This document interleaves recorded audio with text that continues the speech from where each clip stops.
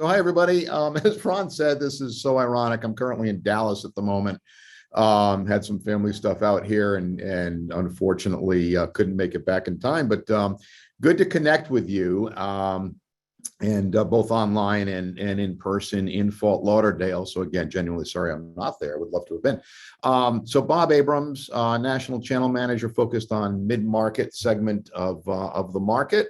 My background was 20 years down there in Fort Lauderdale with Cisco, prior to that IBM. Technology most of my life, and really love technology for what it can do for business drivers, but not necessarily just technology for technology's sake doesn't do anybody any good.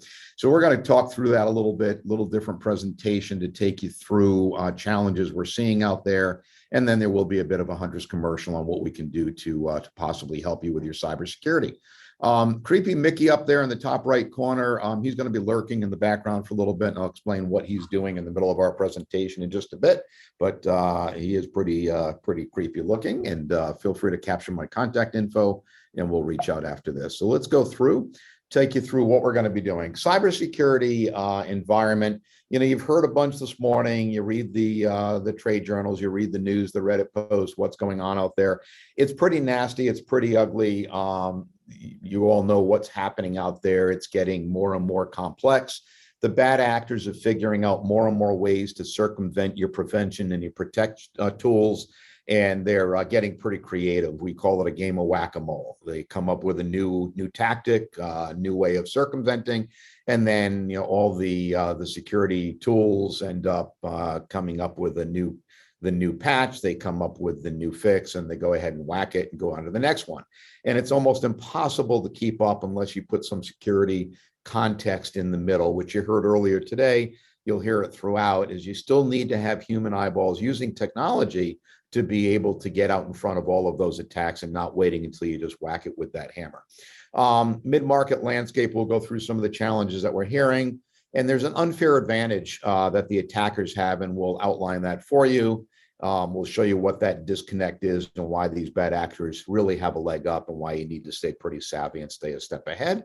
And then the last is the Huntress approach, and I'll show you what our platform looks like and what we can do to help you in your cybersecurity threat hunting and remediation. So if we talk to, as we talk to a bunch of mid-market customers, and we define that 100 agents or employees up to maybe a couple thousand folks that don't have unlimited budgets, don't have extensive security teams, and don't have the ability to attract super rare individuals to do threat hunting. This is what we're typically hearing. They're challenged, or you're challenged, typically into three major categories is where we find that they all seem to fall, no matter how you define them. So you got time, lack of time, money, and then resources. Break those down a little bit. Let's take a look at time. And there's a lot more on here that I'm sure that you're feeling and seeing with struggling for a number of hours in a day and being able to keep up with those threats. But if you take a look at the right side there, average cybersecurity, cyber criminals around 9.5 hours, and this is even less these days. I saw a chart the other day of ways to break in and how long it takes based on the complexity of the password that's going around out there in the Reddit post. And it's amazing just how quick these bad actors are getting with their technology. And I'll show you why that is, or partially why that is in a little bit. And then you've got to stay a step ahead. Time and speed is absolutely critical. But you're struggling, if we can put it into the categories, you got deadlines, you got multiple roles that you're doing, you and your team, multiple goals that you need to chase, multiple masters or different objectives, and then lots and lots of noise coming at you, whether it's in your cybersecurity platform, whether it's just the business drivers, everybody pushing and pulling in different directions. Take a look at money. Everybody seems to be struggling, everybody's struggling with budget. If you're in that top echelon of folks, that highly regulated, unlimited budget, blank checks, but that's what we call the 1%. We're cybersecurity for the 99%, the folks that don't have those blank checks, don't have unlimited budgets, and you're struggling with competing projects, not looked at obviously as a revenue generating source, and those budgets are typically shrinking when they should be expanding. So time, money, and then let's look at resources. How do you find those qualified individuals to cyber threat hunt? It's a lot more than just looking at alerts, a lot more than looking at just data and reports that are coming out. and some really great tools that can feed you that information. But how do you get the resources to keep up with that when typically you and your team are struggling with lots and lots of different needs of the business to keep it running, as well as help to drive the IT needs of the company? How do you retain those individuals? Ongoing training, and they're super, super rare. 0% unemployment rate out there in cybersecurity. It has been for years. And then that job report showing about 3.5 million openings by 2025. We focus on extending your team with a team of threat hunters and threat ops, which is the foundation of our platform, and be able to provide that to you with a managed security platform. Let's look at that unfair advantage that the attackers have. Let's look at these three things from their standpoint. Take a look at time, money, resources. Look at time first. Bad actor has got virtually limitless time. They have one goal in mind. That's to hack into your environment, hold you hostage, encrypt the data, hit you with a ransomware note. Basically, they are looking to monetize. They have time on their side, really no competing priorities. Their priority is you. And they want to basically break in and see what they can gather to monetize their threats. The biggest difference is you're blocking at that front door with really good protect and prevent tools that are needed, but they only need to be right once. You got to be right every time, which is virtually impossible. Money. They're looking to monetize what they're doing. There's even charts out there and KPIs. They got low overhead. Everything they're doing is driving revenue. You can look at some things on the right there and look at the kind of money that's being raked in. This is old news to all of you. I'm sure you realize what's going on out there, but their priority is generating revenue. And the last one is resources. Some interesting stuff here out there in the dark web. We pulled some screenshots off. They've got the ability to go out there and use resources. They've got their manuals, they've got their processes, and they're sharing that typically across where they're comfortable. They're able to hijack workers, go after folks within businesses, and start to use them to leverage their extension of their resources. And there's even channel partnerships out there. This is straight off the dark web. There's tons of these out there.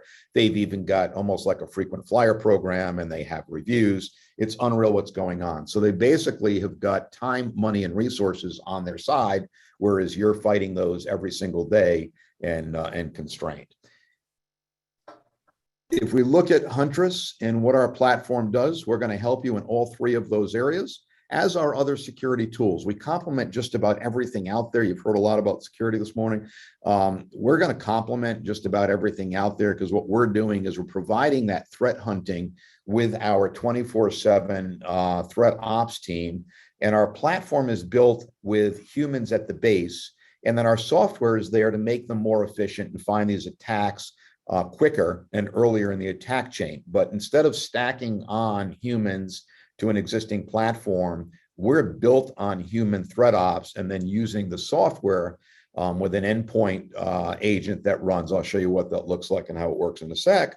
But we're out there hunting for malicious activity. We're doing those investigations on your behalf. We're a low noise environment.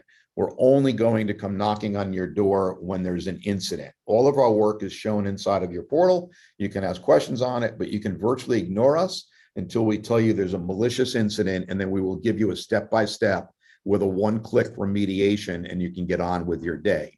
We're also out there pretty heavy in the community, the cybersecurity community. We've been around for 6 years. Our founders came out of the NSA. Their job was to basically hunt and plant open back doors in our foreign adversaries, and the intel teams could come and go. 10-year period, they never got busted. Their job was to just open the back door and sit there for months to years at a time, which they did. They were there for 10 years, started Huntress 6 years back. We are about 160 employees. I was number 50 about a year and a half ago. $40 million Series B round from about 6 months ago, still most of that sitting in the bank. Price point, before I jump into the platform and show you what it does, and then follow up with us with a deeper dive into the demo. But we like to get the pricing out of the way. We don't tier the pricing other than the quantity, but the product is the product. So everything I'm going to show you with a few screenshots is included. So depending on how many agents you got, that's what your monthly MSRP would be. We do sell through channel partners, and they would actually quote you the your price, but MSRP is there, so you have an idea at least where we fit and the price point. We're going to jump into NIST for a sec. hoping that you're somewhat familiar with this. National Institute Standards and Technology, and this is their cybersecurity framework, or known as CSF. Identify what you got to protect, how you're going to protect it. Then once somebody's gotten past that protect layer, how do you detect and threat hunt, play offense, respond to it once something's found, and then recover? And what we typically see is something that looks like this. Heavy on that protect is where a lot of the budget is going. Next gen AVs, your firewalls, all the things that are listed there. And then when you look over at recover, of course, backup and recovery is a given. What's typically missing is that detect and respond, offensively threat hunting, because you need to put humans in the mix. And that's where we focus. If you take a look at what's going on at that protect layer, they're typically looking at known goods and known bads, which you heard earlier, and that's pretty standard in the market. And they're looking for things that are defined with the software. But if you don't put human eyeballs on it, there are things that are going to look legit, get past that front door, and then hide in your environment. Typical dwell time these days is about 100 days. They want to outlast that backup or recover. You had Mickey at the beginning, and let me bring Mickey back into the story here. So if you take a look at Mickey on the left, and if we were to define Mickey with signatures and software, we would say Mickey's got big ears, black nose, bow tie, floppy shoes. And if you look at Mickey on the right, he might look the same. You got the same big ears, the nose, the bow tie, but obviously, Mickey on the left doesn't equal Mickey on the right. So what we're doing is you've got to put humans in the mix, and we're putting human context looking in your environment for things that have bypassed that protect or prevent layer that are playing defense and needed, and we'll complement that. They're blocking at that front door, but when they get through that front door by looking like legit Mickey, but they're not, we're going to be in there with humans threat hunting. We scan every 15 minutes in your environment. We're looking for those open back doors, what are called persistent footholds, and we're looking for those to find them and give you that one-step remediation when we do find something. So all of those investigations, the noise that typically would come your way is coming to our threat ops team. And again, it's at the single price. We don't tier the product, so it's all included, which is the base. It's the foundation of our solution are the people that are threat hunting, augmented with our software. And at that front door, playing protect or prevent layer, are your next gen AVs, all the things that we listed before that are keeping them out most of the time. So we're there hunting once they've gotten through. One of the framework, Mitre, if you're not familiar with it, absolutely bookmark it. We use this for the timeline across the top. So Mitre is a knowledge-based, basically nonprofit research organization, and they're mapping the latest techniques and tactics from the latest attacks across their framework. But the column headings are pretty much consistent. They're going to get initial access, bad actor, break through that front door, phishing or RDP to get in, top two ways they're going to get in, execute something to plant persistence, open up that back door. And once that's open and they have free access for, again, upwards of 100 days, you look to the right in the Mitre attack framework and it gets pretty ugly pretty fast. You've got credential access, discovery, lateral movement. Once they've gotten in, that's their main mission, to eventually collect data, exfiltrate it or encrypt it, and then hit you with that encryption and the ransomware note. What we're doing is we're focused on, once that prevention layer has missed something because it looks legit, again, it looks like legit Mickey, but it's not, we're in there focused on persistence. We're looking at processes, things that are malicious, to try to break that chain early and then let you know about it and then give you that step-by-step to remediate. Dashboard I'll fly through, and again, we'd love you to follow up with us for a deeper demo, but this is what your dashboard would look like. We're doing investigations, and you can click on these. These would all be hyperlinked. You can look at those 150 investigations if you wanted to. There's no need. We've looked at them. We've told you they're okay or they're not. And if they're not, we're going to send you that alert in an email that will feed to your ticketing system, and we'll tell you there's active incident. You'll click into that. We will then give you a step-by-step. I know it's a bit of an eye chart, but in terms of segments of categories here, we're going to tell you what we found. In this case, it's TrickBot. We're going to tell you where we found it, which host it's on, which security tools are running, just in case they disabled something. We'll give you the remediation steps, step by step, and then we'll tell you what it is, the foothold, and we'll define it. or if it's process, we'll tell you what that is and give you a process tree to show you parent-child relationship. And then what happens is you can go deep into that if you want to, but what we suggest is just click that green review remediation button. We'll clean all that up. We'll give you just the steps out of that report that need to be done. You'll click approve, and then our software agent, which is running on that endpoint inside of Windows, Mac is coming soon. That software agent will go ahead and take care of all of that for you. We do want you to look at that. We don't want anything automated there. It could easily do it. It doesn't make sense because we're going to start to mess with your registry. It's quick. We're a low noise environment. You won't see a lot of these reports, but when you do, we just saved you a lot of time, grief, money there by heading it off early at the pass. So we do want you to review it. It's a quick click on the approve. If you got questions on it, you click reject. Our threat ops team will reach out to you and say, hey, what's up? You might have some proprietary software out there that we don't know. You might have some industry code that we don't know. Next time we see that, we'll categorize that as reputable because you told us it's okay or not. But most of the time, you're simply going to click that green approve button.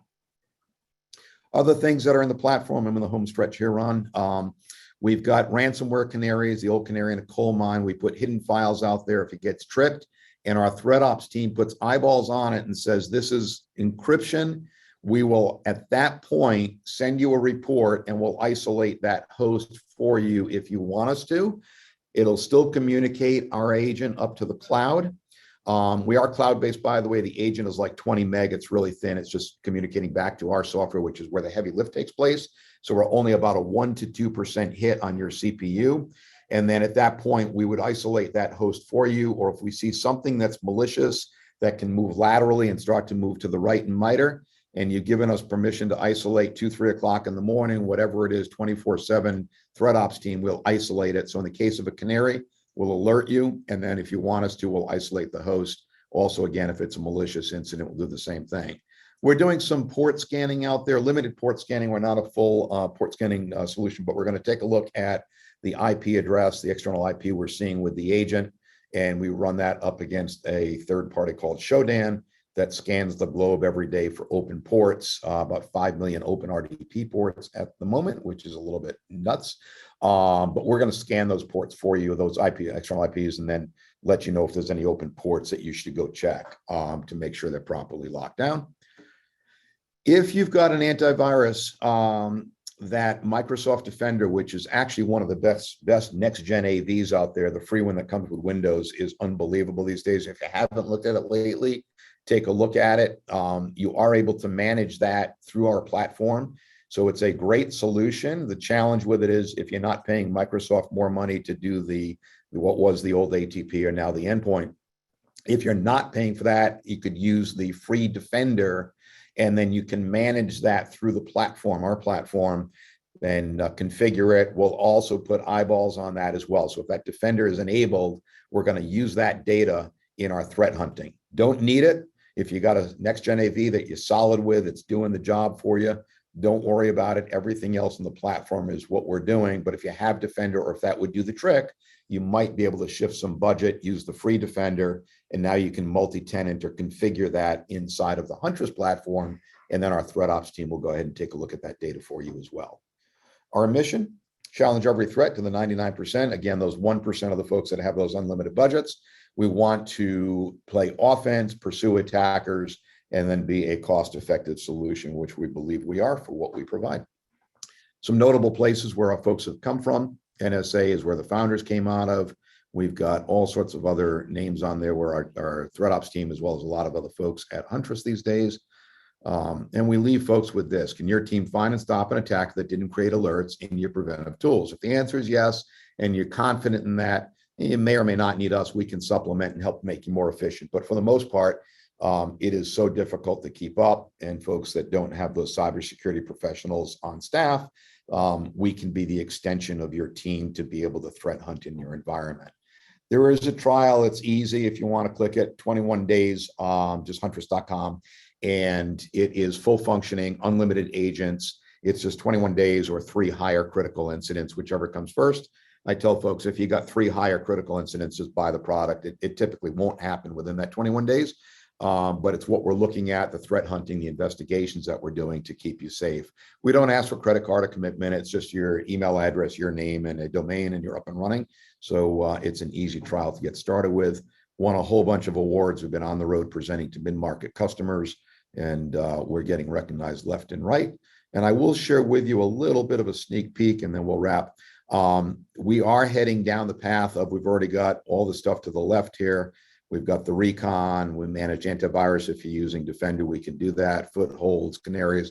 But we've got process insights where we're looking at anomalous process behavior. 160,000 agents currently deployed under that of our 1.3 million, and it's in private beta. Anybody that wants to start with it can opt in, and we've got 160,000 already running. We were able to find Log4Shell, the recent VMware Horizon vulnerability, and Process Insights was able to pick that up early in the chain. So that is coming soon. It's a Q2 general availability, but it's out there. If you were to trial, you'll see it out there. And then later on in the year, Q4 to Q1, we're doing some things around network, same thing.